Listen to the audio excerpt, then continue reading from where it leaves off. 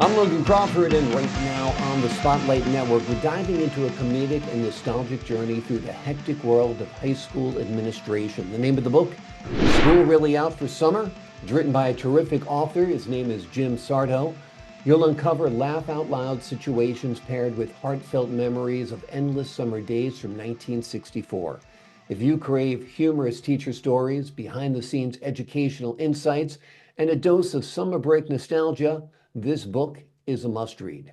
We're delighted to have this very talented author join us here today on Spotlight. We thank the team at Atticus Publishing for helping us put him in the spotlight today, and we ask viewers like you to support authors like him by subscribing to our channel and by purchasing his amazing book. The links are below the interview.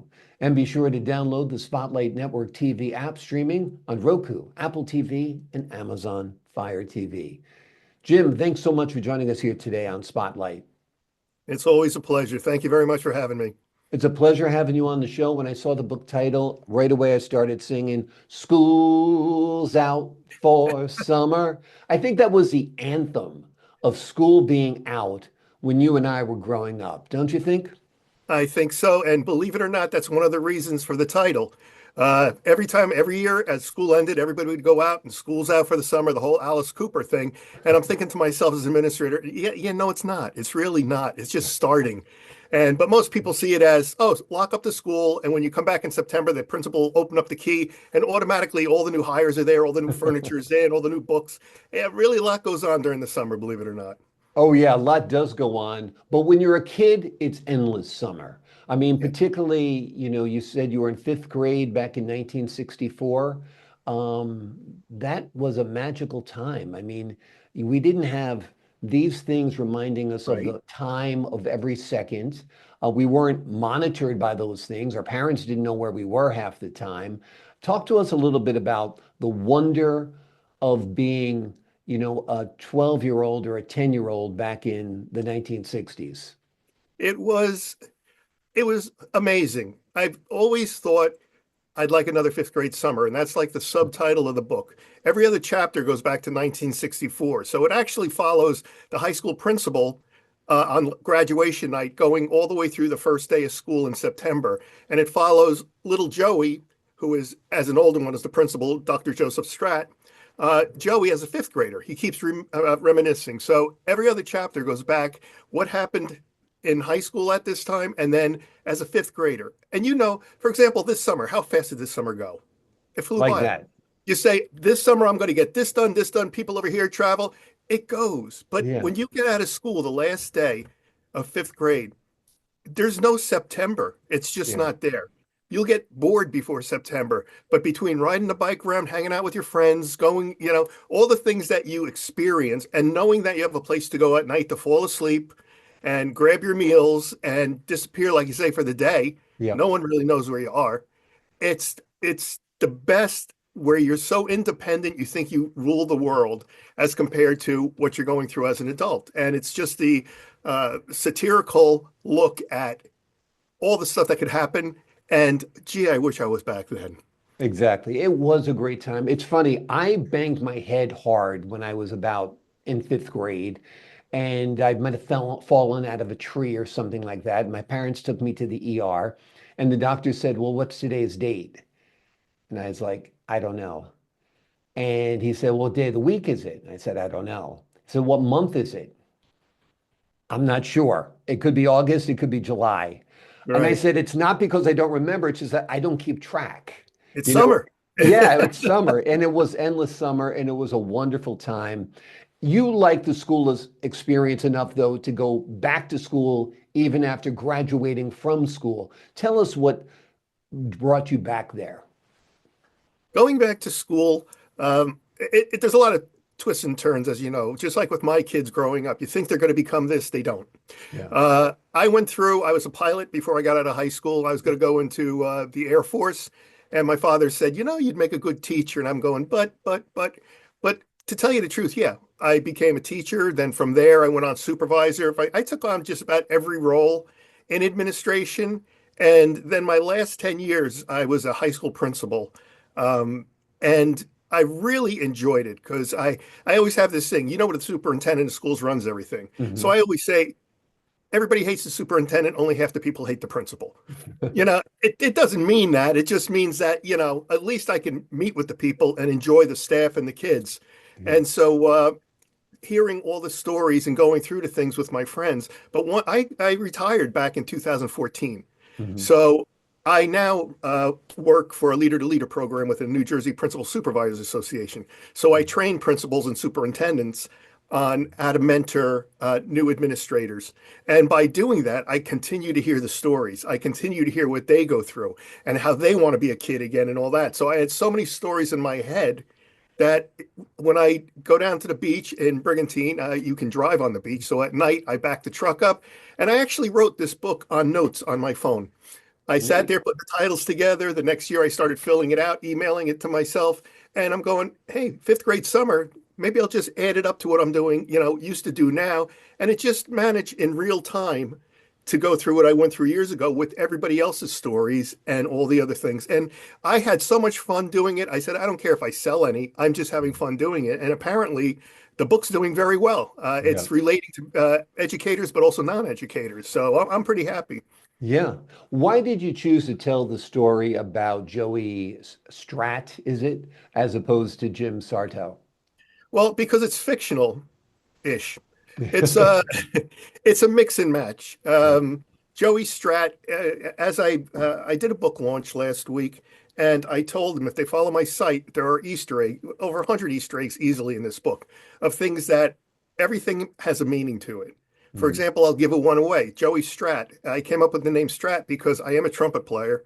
Mhm. I was a musician, and I played a Strat. Mhm. Stradivarius trumpet. Yep. So that's where the name came from. And my middle name is Joe.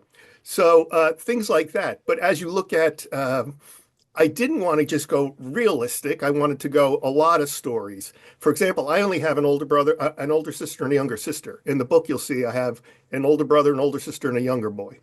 Mhm. Whereas I also, as a father, have an older son, a daughter, two boys below. Yeah. So it mixes generations, it mixes names. Every name has been changed to protect the innocent if I didn't make them up.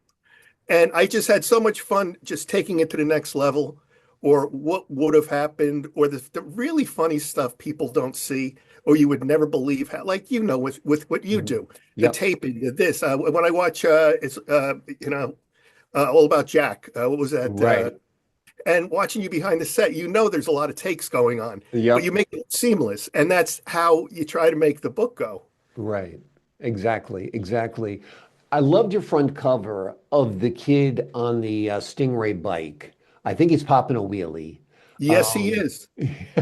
and those are the things that we do. I mean, I think today parents would go out of their minds if their kids had a Stingray and were popping wheelies. People are so afraid that their kids are going to break. And we did break. We broke arms. We, got concussions. We got stitches. But we also made memories. We Right. also explored our identities. We also had great adventures. Do you think it's lacking today, or maybe I'm just out of sync with what's happening today? Not giving the book away by any means, but the picture on there looks exactly like me. It's not me. And it's actually my son helped design. My son's a 10 times better author than I am, Matthew. And he said, have the principal looking out the window, but make sure he's on a phone to show it's current day and it bleeds down to black and white. But Yeah. that's exactly what we did. And if you check in on the chapters, they're short chapters because they're musings. Mhm. Two of them are about wheelies. And when you Yeah. talked about going to the hospital and getting hurt, that's also in there. And it's all mastering things. And towards the end of the book, you'll see as exactly what you say. You don't see that much anymore. It sort of wraps things up on both sides. As a kid, wraps it up because the new school year is coming up, and you see Mhm. how a fifth grader reacts, and then you see how the actual principal reacts starting the first day of school. So yeah, everything that you said, and when I describe the book to friends, or I'm at the ophthalmologist, and he's also a friend, and he says, "Oh yeah, I remember when the mosquito trucks used to go down the road?" I said, "It's Mhm. in there. It's Yeah. like why, but the strange reasons why, and the things you thought were great to do, and right now they'll say, "Don't do that. You're going to hurt Yeah. yourself." So yes, Exactly. it was a lot of fun writing it. Thank you. It really was.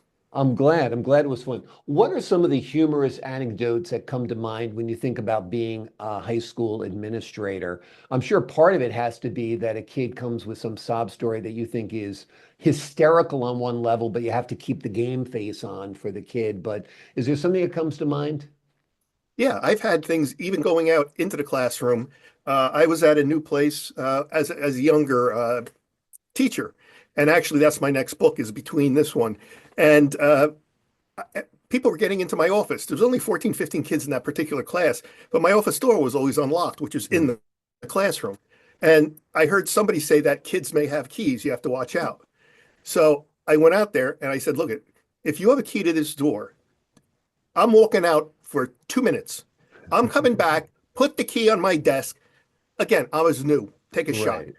And I went out and I came back. And if there were 14 kids in the class, there were 14 keys on my desk. Yeah. And they were all left. They go, we can get more. And it's like, okay, now I get the flavor of the school. But I've said stuff to the class. Bum, bum, bum. My assistant would be in the office. Bum, you think about that. I closed the door and I burst out laughing because Yeah. yes, hysterical. I wish I would have thought of it when I was in school. It was just brilliant. Exactly, exactly. Yeah, I mean, the things that kids are doing, I think a lot of it they mean no harm.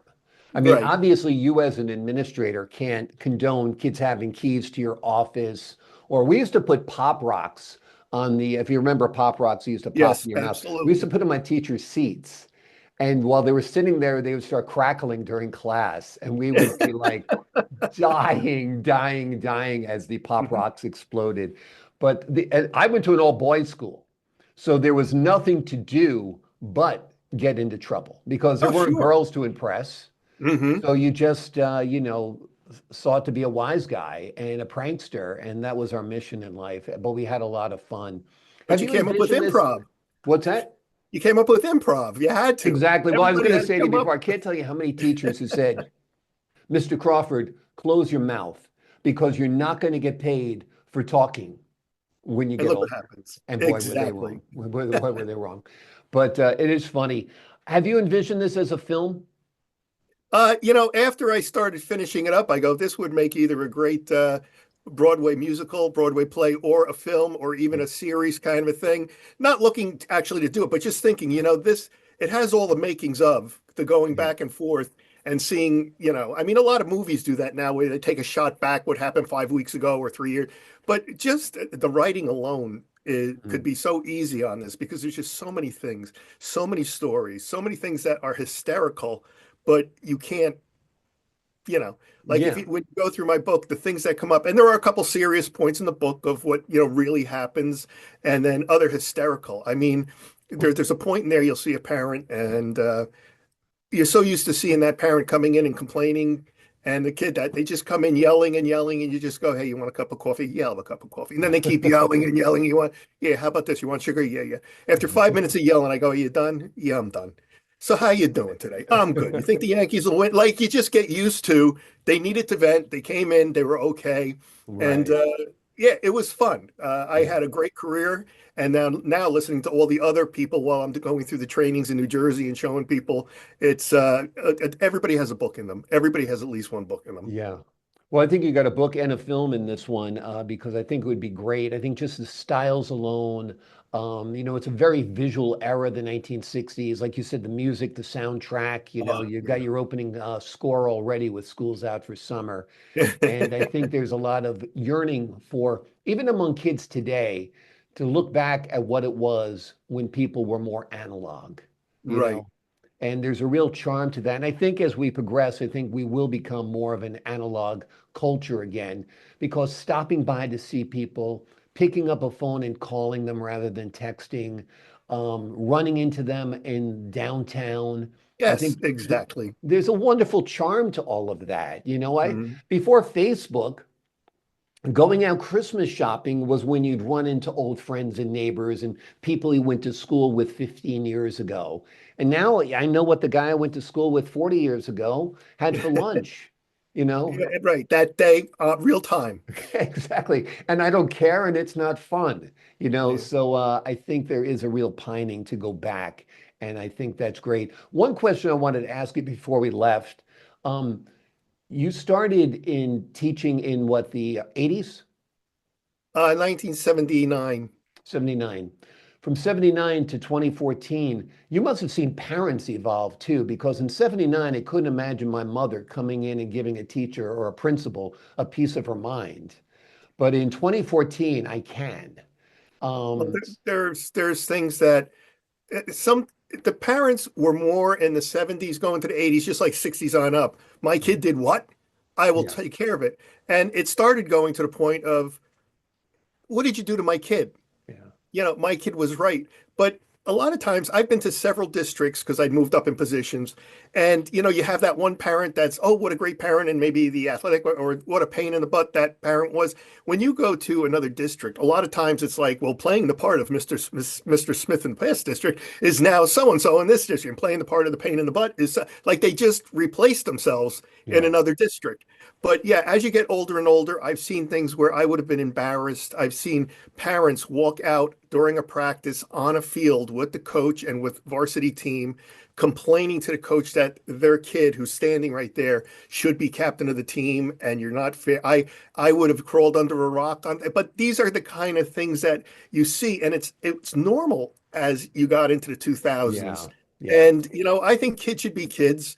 It's good that they get knocked down and they could step back up and they go through all that. They're all learning lessons. People may disagree, but you know what? I'm glad I grew up when I grew up. I Yeah. have great memories. And even this book, I said, short chapters, this will be a nice summer read for teachers, administrators. And once they got the book, the public, they said, no, this is a novel. This is everybody. And I'm finding that everybody is buying it because they can relate at one point, and not necessarily if they're in education, if they're younger, older, they can relate to the whole back and forth. And I was really happy and surprised when I saw that was happening.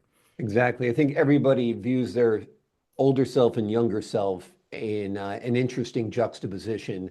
And I Right. think that's part of the appeal of the book, no doubt. The name of the book Is School Really Out for Summer? It's written by Jim Sarto. In the book, you'll uncover laugh out loud situations that are paired with heartfelt memories of endless summer days from 1964. Boy, oh boy, I would love to go back. Jim, thanks so much for joining us here today on Spotlight. Well, thank you very much, Logan. This has been wonderful, and I do appreciate you having me on. I appreciate your time, sir, and your insight and your wisdom and your wit. To the folks at home, I'm Logan Crawford, thanking you for your time this time. Until next time on Spotlight.